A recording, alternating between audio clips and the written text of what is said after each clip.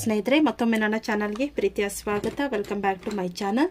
ಈ ಒಂದು ವಿಡಿಯೋದಲ್ಲಿ ಪದಗಳ ಅರ್ಥ ಮುಂದುವರೆದ ಭಾಗ 8 ಪದಗಳ ಅರ್ಥವನ್ನು ನೋಡ್ತಾ ಇದ್ವಿ. ಸ್ಪರ್ಧಾತ್ಮಕ ಪರೀಕ್ಷೆಗಳಿಗಾಗಿ ಹಾಗೂ ಪ್ರೌಢಶಾಲಾ ವಿದ್ಯಾರ್ಥಿಗಳ ಪರೀಕ್ಷೆಗಳಿಗಾಗಿ. ಇಲ್ಲಿ ಅಂಚು ಅನ್ನೋ ಪದದ ಅರ್ಥವನ್ನು ಕೊಟ್ಟಿದ್ದಾರೆ. ಅಂಚು ಅಂದರೆ ತುದಿ ಅಥವಾ ಕೊನೆ. ನಾವು ಯಾವುದಾದ್ರೂ ಒಂದು ಪಂಚೆಯ ಅಂಚು ಅಥವಾ ಸೀರೆಯ ಅಂಚು, ಹೀಗೆ ನಾವು ಯಾವುದಾದ್ರೂ ಒಂದು ತುದಿಯನ್ನು ಅಥವಾ ಕೊನೆಯನ್ನು ಸೂಚಿಸುವಂತಹದ್ದು ಅಂಚು ಎನ್ನುವಂತಹದ್ದು. ಇನ್ನು ನಂತರ ಅಂಜು ಅಂದರೆ ಹೆದರು, ಅಂಜು ಅಂದರೆ ಹೆದರಿಕೆ ಪಟ್ಟುಕೊಳ್ಳುವಂತಹದ್ದು ಅಂತ.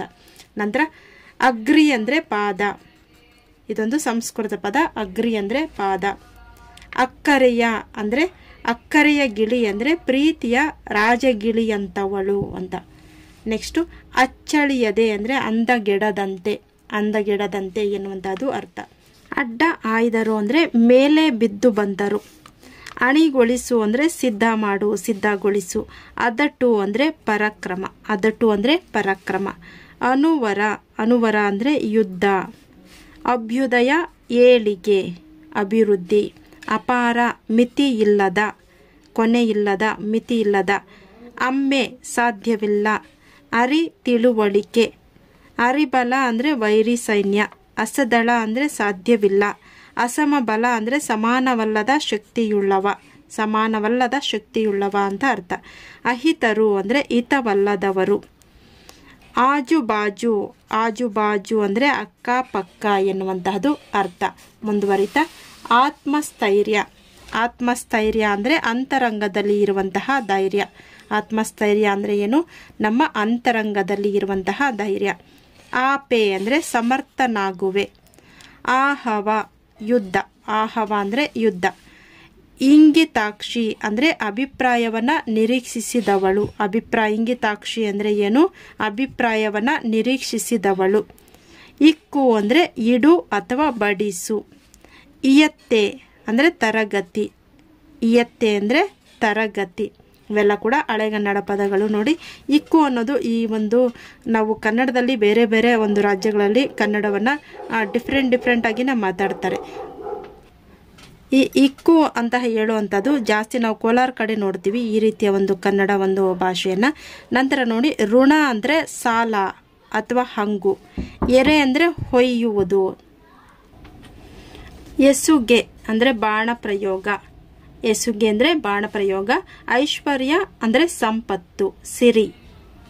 ನಂತರ ಒಂದು ಗೂಡೇವು, ಒಂದು ಗೂಡೇವು, ಒಂದಾಗಿ ಸೇರುತ್ತೇವೆ.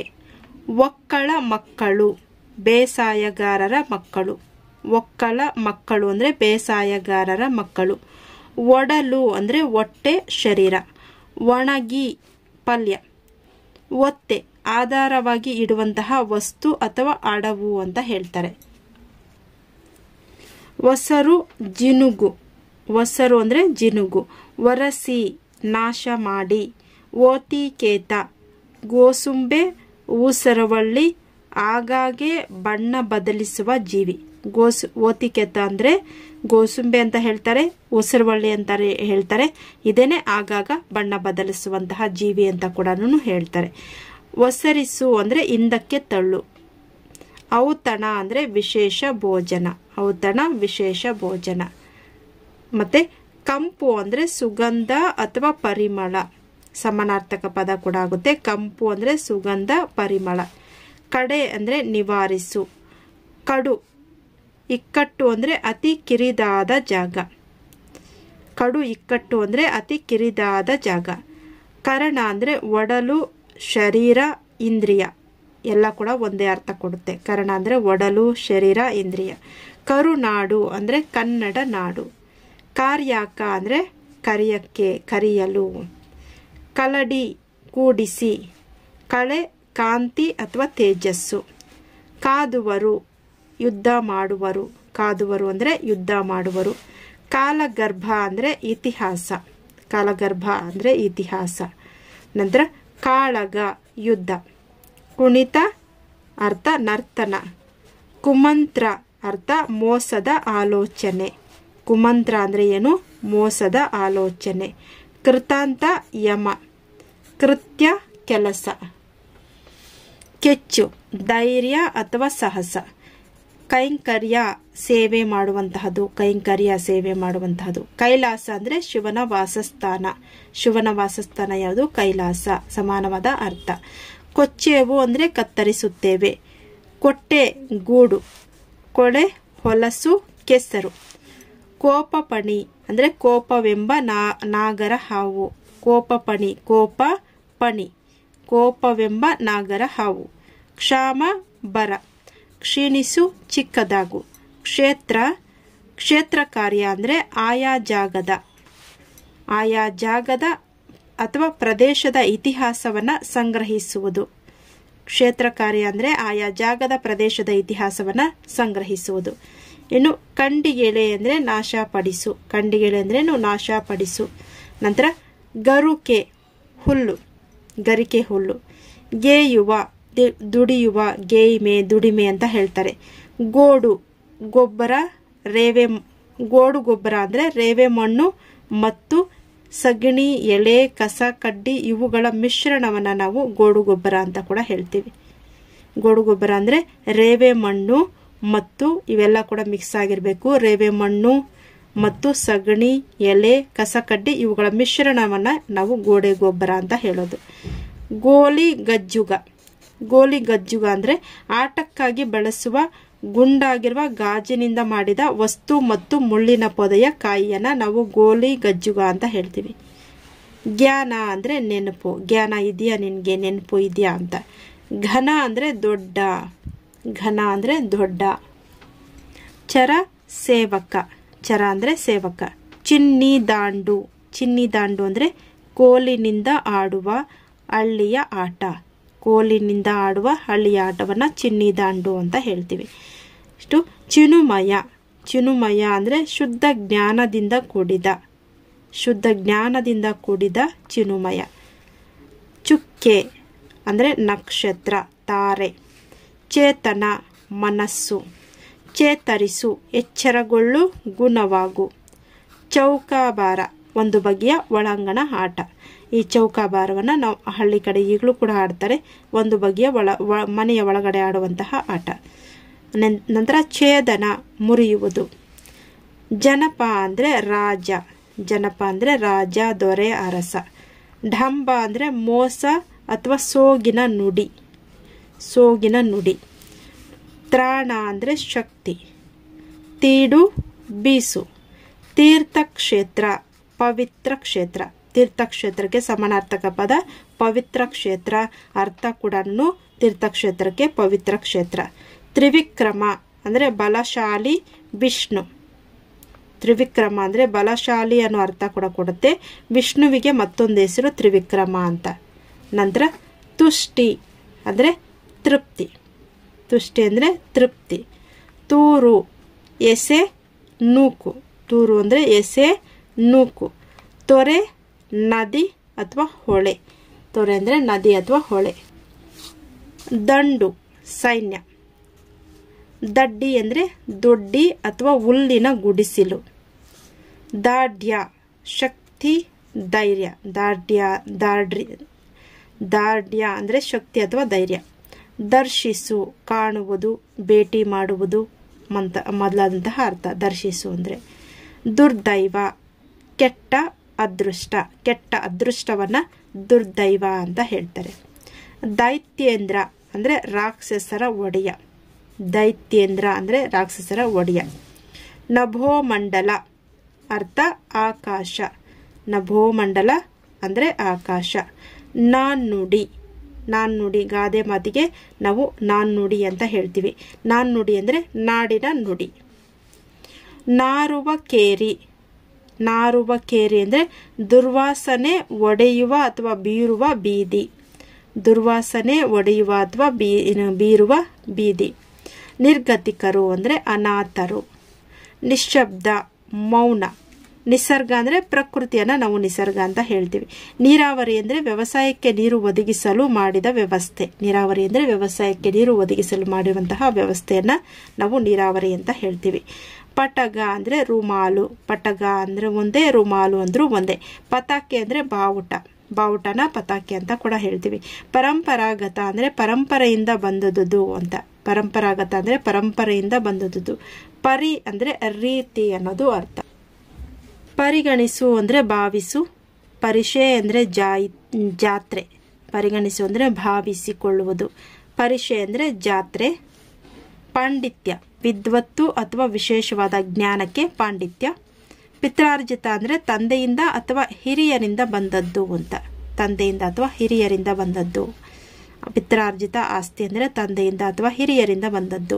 ಪ್ರೇಕ್ಷಕರು ಅಂದರೆ ನೋಡುವವರು. ನೋಡೋಕ್ಕೆ ಯಾರು ಕುಳಿತಿರ್ತಾರೋ ಅವರನ್ನು ಪ್ರೇಕ್ಷಕರು ಅಂತಾರೆ. ಪ್ರೇಕ್ಷಣೀಯ ಅಂದರೆ ನೋಡಲು ಯೋಗ್ಯವಾದ. ನಾವೀಗೆಲ್ಲ ಪ್ರವಾಸವನ್ನು ಹೊರಡ್ತೀವಿ ಎಂದಾಗ ಹಂಪಿಗೆ ಪ್ರವಾಸ ಹೊರಟಿದ್ದೀವಿ, ಅದೊಂದು ಪ್ರೇಕ್ಷಣೀಯ ಸ್ಥಳ. ಯಾಕೆಂದರೆ ಅದೊಂದು ನೋಡಲು ಯೋಗ್ಯವಾದಂತಹ ಜಾಗ. ನಂತರ ಬಕ್ರಿ ಅಂದರೆ ರೊಟ್ಟಿ. ಬಕ್ರಿ ಅಂದ್ರೇನು? ರೊಟ್ಟಿ. ಬಟ್ಟಿ ಇಳಿಸು, ಸಾರ ಸಂಗ್ರಹಿಸು. ಬಟ್ಟಿ ಇಳಿಸು, ಸಾರ ಸಂಗ್ರಹಿಸು. ನಂತರ ಬಯಲಾಟ ಅಂದರೆ ಯಕ್ಷಗಾನದ ಒಂದು ಪ್ರಕಾರ ಅಥವಾ ಜಾನಪದ ನಾಟಕ ಪ್ರಕಾರಗಳಲ್ಲಿ ಒಂದು. ಯಾವುದು? ಈ ಬಯಲಾಟ ಎನ್ನುವಂತಹದ್ದು. ಬರುವು ಅಂದರೆ ಬರುವ ವಿಷಯ. ಬರಸೆಳೆ ಹತ್ತಿರ ಎಳೆ. ಬರಸೆಳೆ ಅಂದರೆ ಹತ್ತಿರ ಎಳೆ. ಬರಾಕ ಬರಲಿಕ್ಕೆ. ಬಳಲಿಕೆ ಆಯಾಸ. ಬಾಗಾಯತ ಅಂದರೆ ತೆಂಗು ಅಡಿಕೆ ಮೊದಲಾದ ಬೆಳೆ ಬೆಳೆಯುವ ನೀರಾವರಿ ಜಮೀನು. ಬಾಗಾಯತ ಅಂದರೆ ತೆಂಗು ಅಡಿಕೆ ಮೊದಲಾದ ಬೆಳೆ ಬೆಳೆಯುವ ನೀರಾವರಿ ಜಮೀನನ್ನು ನಾವು ಬಾಗಾಯತ ಅಂತ ಹೇಳ್ತೀವಿ. ಬಾಣ ಬಿರುಸು ಅಂದರೆ ಒಂದು ಬಗೆಯ ಸಿಡಿಮದ್ದು. ಬಾಧಿತ ಅಂದರೆ ಪೀಡಿತ. ಬಾಹ್ಯ ಹೊರಗಿನ. ಬಿಟ್ಟು ಕುಣಿಮಣಿ ಅಂದರೆ ಕುಣಿಮಣಿ ಅಂದರೆ ಚೆನ್ನೆಮಣಿ. ಬಿಟ್ಟು ಕುಣಿಮಣಿ ಅಂದರೆ ಚೆನ್ನೆಮಣಿ. ಆಳಿಗುಳಿ ಮನೆ ಅಂದರೆ ಮನೆಯಲ್ಲಿ ಕುಳಿ ಮಾಡಿ ಅದರಲ್ಲಿ ಹುಣಸೆ ಬೀಜ ಅಥವಾ ಧಾನ್ಯ ಬಳಸಿ ಆಡುವಂತಹ ಆಟ. ಹಳ್ಳಿಯ ಕಡೆ ಪ್ರಾಚೀನ ಕಾಲದಲ್ಲಿ ಆಡ್ತಾ ಇದ್ರು. ಈಗೆಲ್ಲ ಕೂಡ ಈ ಒಂದು ಆಟಗಳು ಮಾಯ ಆಗ್ತಿದ್ದಾವೆ. ಮತ್ತೆ ಅವುಗಳನ್ನು ಬೆಳಕಿಗೆ ತರುವಂತಹ ಪ್ರಯತ್ನ ಮಾಡ್ತಾ ಇದ್ದಾರೆ. ಆಳುಗುಳಿ ಮನೆ ಆಟ ಅಂದರೆ ಮನೆಯಲ್ಲಿ ಕುಳಿ ಮಾಡಿ ಅದರಲ್ಲಿ ಹುಣಸೆ ಬೀಜ ಅಥವಾ ಧಾನ್ಯ ಬಳಸಿ ಆಡುವ ಆಟ. ಬೆಂಡು ಬತ್ತಾಸು ಅಂದರೆ ಒಂದು ಬಗೆಯ ಸಿಹಿ ತಿಂಡಿಯನ್ನು ನಾವು ಬೆಂಡು ಬತ್ತಾಸು ಅಂತ ಹೇಳ್ತೀವಿ. ಬೆಮ್ಮರು ಅಂದರೆ ಬೆವರುವುದು. ಬೆಸಸು ಅಂದರೆ ಅಪ್ಪಣೆ ಮಾಡುವುದು. ಬೆಸೆ ಅಂದರೆ ಕೂಡಿಸು. ಬೆಳ್ನವಿರು ಬಿಳಿಯ ಕೂದಲು.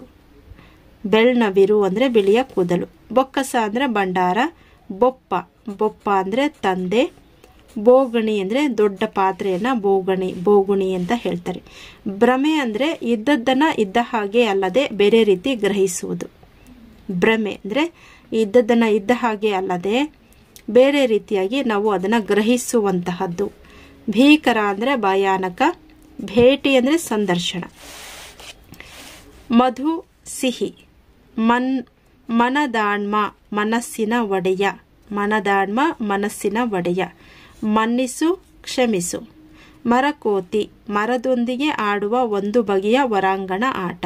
ನೋಡಿ, ಮರಕೋತಿ ಆಟ ಮರದ ಮೇಲೆ ಆಡ್ತಾರೆ. ಈ ಮರದೊಂದಿಗೆ ಆಡುವ ಒಂದು ಬಗೆಯ ಹೊರಾಂಗಣ, ಮನೆಯ ಹೊರಗೆ ಆಡುವಂತಹ ಹೊರಾಂಗಣ ಆಟ. ಮರಳು ಅಂದರೆ ಹುಚ್ಚು. ಮಹೀಂದ್ರಾರಿ ಇಂದ್ರನ ವೈರಿ ಮಹೀಂದ್ರಾರಿ. ಮಾಂಗಲ್ಯ ಗೀತೆ ಅಂದರೆ ಮಂಗಳಕರವಾದ ಹಾಡು. ಪರಿಗಣಿಸು ಭಾವಿಸು. ಪರಿಷೆ ಜಾತ್ರೆ. ಮಾಡುವಂಗಿಲ್ಲೇನು ಅರ್ಥ ಮಾಡುವ ಹಾಗೆ ಇಲ್ಲವೇನು. ಮಾತೆ ತಾಯಿ. ಮಾನಸ ಮನಸ್ಸು. ಮಾಳಿಗೆ ಮಹಡಿ. ಮ್ಯಾಲೆ ಮೇಲೆ. ಮರುಳು ಹುಚ್ಚು. ಮುಸುಡು ಮುಖ. ಮುಸುಡು ಅಂದರೆ ಮುಖ. ಮೂರ ಬಟ್ಟೆ ನಾಶ ಮಾಡುವುದು. ಮೆರೆದು ಕಾಣಿಸಿ. ಮೆಲ್ಲುವ ಸವಿಯುವ. ಮೇಗಡೆ ಮೇಲುಗಡೆ. ಮೊಳಕೈನಿಂದ ಹಸ್ತದ ತುದಿಯವರೆಗಿನ ಅಳತೆ. ಮೊಳ ಅಂದರೆ ಮೊಳಕೈನಿಂದ ಹಸ್ತದ ತುದಿಯವರೆಗಿನ ಅಳತೆ. ಮೈತ್ರಿ ವಿಶ್ವಾಸ. ಮೈ ಮರೆವು ದೇಹದ ಅರಿವು ಇಲ್ಲದಾಗು. ರಂಗಕರ್ಮಿ ನಾಟಕ ಕಲಾವಿದ ಅನ್ನೋದು ಅರ್ಥ. ರಂಗಕರ್ಮಿ ಅಂದರೆ ನಾಟಕ ಕಲಾವಿದ. ರಸಿಕರು ಅಂದರೆ ರಸವನ್ನು ಅನುಭವಿಸಬಲ್ಲವರು. ನಾಟಕ, ನೃತ್ಯ, ಕಾವ್ಯ ಇವುಗಳಿಂದ ಸಂತೋಷ ಅನುಭವಿಸಬಲ್ಲವರು ಅಂತ. ನೆಕ್ಸ್ಟು ಲೆಪ್ಪ ಅಂದರೆ ವಿಗ್ರಹಗಳನ್ನು ಮಾಡಲು ಬಳಸುವ ಎರಕವನ್ನು ಲೆಪ್ಪ ಅಂತ ಹೇಳ್ತಾರೆ. ಲೋಕಾಕ್ರಮಣ, ಲೋಕಾಕ್ರಮಣ ಅಂದರೆ ವಿಕ್ರಮ ಲೋಕವನ್ನೆಲ್ಲ ವಶಪಡಿಸಿಕೊಳ್ಳುವ ಸಾಹಸ. ವಂಚನೆ, ಮೋಸ. ವರ್ಗ ಅಂದರೆ ಗುಂಪು ಅಥವಾ ಸಮೂಹ. ವರ್ಣನೆ ಅಂದರೆ ಬಣ್ಣನೆ ಮಾಡುವಂತಹದ್ದು, ವರ್ಣನೆ ಮಾಡುವಂತಹದ್ದು. ವಸಂತ ಕಾಲ ಚೈತ್ರ ಮತ್ತು ವೈಶಾಖ. ಚೈತ್ರ ಮತ್ತು ವೈಶಾಖ ಮಾಸಗಳ ಕಾಲವನ್ನು ನಾವು ವಸಂತ ಕಾಲ ಅಂತ ಕೇಳ್ತೀವಿ. ಚೈತ್ರದಿಂದ ವೈಶಾಖ ಮಾಸಗಳ ಒಂದು ಕಾಲವನ್ನು ನಾವು ವಸಂತ ಕಾಲ ಅಂತ ಹೇಳ್ತೀವಿ. ಚೈತ್ರ ಮಾಸ ಮತ್ತು ವೈಶಾಖ ಕಾಲವನ್ನು ವಸಂತ ಕಾಲ ಎನ್ನುವುದು. ವಾಹಕ ಅಂದರೆ ಸಾಗಿಸುವ ಅಂತ. ವಿಹಿತ, ಯೋಗ್ಯ. ವೇದಾಧ್ಯಯನ ಅಂದರೆ ವೇದಗಳನ್ನು ಮನನ ಮಾಡುವುದು. ವ್ಯಸನ ಅಂದರೆ ಚಾಳಿ ಅಥವಾ ದುರಭ್ಯಾಸ. ಶಂಕೆ ಅಂದರೆ ಸಂದೇಹ. ಶಂಭು ಅಂದರೆ ಈಶ್ವರ, ಶಿವ. ಶಾನ್ಯ ಅಂದರೆ ಜಾಣ. ಶಾನ್ಯ ಅಂದರೆ ಜಾಣ. ಶಿಖರ ಅಂದರೆ ದೇವಾಲಯದ ಗೋಪುರ, ದೇವಾಲಯದ ಗೋಪುರ. ಬೆಟ್ಟ ಅಥವಾ ಮರದ ತುದಿ. ದೇವಾಲಯದ ಗೋಪುರವನ್ನು ನಾವು ಶಿಖರ ಅಂತೀವಿ. ಬೆಟ್ಟವನ್ನು ನಾವು ಶಿಖರ ಅಂತೀವಿ. ಮರದ ತುದಿಯನ್ನು ಕೂಡ ನಾವು ಶಿಖರ ಅಂತ ಹೇಳ್ತೀವಿ. ಶೇಂಗಾ ಅಂದರೆ ಕಡಲೆಕಾಯಿ. ಸಂಕೀರ್ಣ ಅಂದರೆ ಜಟಿಲ, ನಾನಾ ವಿಧವಾದ ಅನ್ನೋ ಅರ್ಥವನ್ನು ಕೊಡುತ್ತೆ. ಸಂಕೀರ್ಣ ಅಂದರೆ ಜಟಿಲನೂ ಆಗುತ್ತೆ ಅಥವಾ ನಾನಾ ವಿಧವಾದ ಅನ್ನೋ ಒಂದು ಅರ್ಥ ಕೂಡ ಕೊಡುತ್ತೆ. ಸಂಘ ಅಂದರೆ ಸಹವಾಸ. ಸಂಚರಿಸು, ತಿರುಗಾಡು. ಸಂತಿ, ಸಂತೆ. ಸಖ, ಸ್ನೇಹ, ಗೆಳೆತನ. ಸಖ ಅಂದ್ರೇನು? ಸ್ನೇಹ ಅಥವಾ ಗೆಳೆತನ. ಸಣ್ಣಾಟ, ಜಾನಪದ ನಾಟಕ ರೂಪವನ್ನು ನಾವು ಸಣ್ಣಾಟ ಅಂತ ಹೇಳ್ತೀವಿ. ಸಣ್ಣಾಟ ಅಂದ್ರೇನು? ಜಾನಪದ ನಾಟಕ ರೂಪ. ಸದಾವಕಾಶ ಅಂದರೆ ಒಳ್ಳೆಯ ಅವಕಾಶ. ಸನಕೆ ಅಂದರೆ ಗುದ್ದಲಿ. ಸನಕೆ ಅಂದರೆ ಗುದ್ದಲಿ. ಸನ್ನದ್ದು ಅಂದರೆ ಸಿದ್ಧವಾಗು. ಸಮಜಾಯಿಷಿ, ಸಮಜಾಯಿಸಿ ಅಂದರೆ ಒಪ್ಪಂದ. ಸಮುದಾಯ ಅಂದರೆ ಗುಂಪು ಅಥವಾ ಸಮೂಹ. ಸಮ್ಮುಖ, ಎದುರು.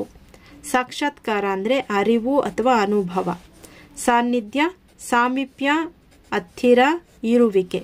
ಸಾನ್ನಿಧ್ಯ ಅಂದರೆ ಸಾಮೀಪ್ಯ ಅಥವಾ ಹತ್ತಿರ, ಇರುವಿಕೆ. ಇವೆಲ್ಲ ಕೂಡ ಸಾನ್ನಿಧ್ಯಕ್ಕೆ ಅರ್ಥ. ಸಿಂಪಡಿಸು, ಚಿಮುಕಿಸು, ಲೇಪಿಸು. ಸಿಂಪಡಿಸು ಅಂದರೆ ಚಿಮುಕಿಸು ಅಥವಾ ಲೇಪಿಸು. ಇನ್ನು ಸಿದ್ಧಿಸು ಅಂದರೆ ನೆರವೇರಿಸು. ಸುಗ್ಗಿ ಅಂದರೆ ಧಾನ್ಯಗಳ ಕೊಯ್ಲಿನ ಕಾಲದ ಸಮೃದ್ಧಿ. ಸುಗ್ಗಿ ಅಂದರೆ ಧಾನ್ಯಗಳ ಕೊಯ್ಲಿನ ಕಾಲದ ಸಮೃದ್ಧಿಯನ್ನು ನಾವು ಸುಗ್ಗಿ ಅಂತ ಹೇಳ್ತೀವಿ. ವರ್ಷದ ಒಂದು ಕೊಯ್ಲು. ಸುಯೋಗ ಅಂದರೆ ಒಳ್ಳೆಯ ಯೋಗ ಅಥವಾ ಅದೃಷ್ಟ. ಸುಯ್ದು, ನಿಟ್ಟುಸಿರನ್ನ ಬಿಟ್ಟು, ನಿಟ್ಟುಸಿರಿಟ್ಟು. ಸೂಸು, ಹರಡು. ಸೊದೆ, ಅಮೃತ. ಶ್ರವಿಸು, ಸೊದೆ ಅಂದ್ರೇನು? ಅಮೃತ. ಸ್ರವಿಸು, ಒಸರು, ಜಿನುಗು. ಸ್ವಚ್ಛ, ನಿರ್ಮಲ. ಸ್ವಚ್ಛಂದ, ಮನಬಂದಂತೆ ನಡೆದುಕೊಳ್ಳುವುದು. ನೆಕ್ಸ್ಟು ಹಟ್ಟಿ ಅಂದರೆ ಕೊಟ್ಟಿಗೆ, ಹಚ್ಚು. ಹಟ್ಟಿ ಅಂದರೆ ಕೊಟ್ಟಿಗೆ, ಹಚ್ಚು ಅಂದರೆ ಅಂಟಿಸು.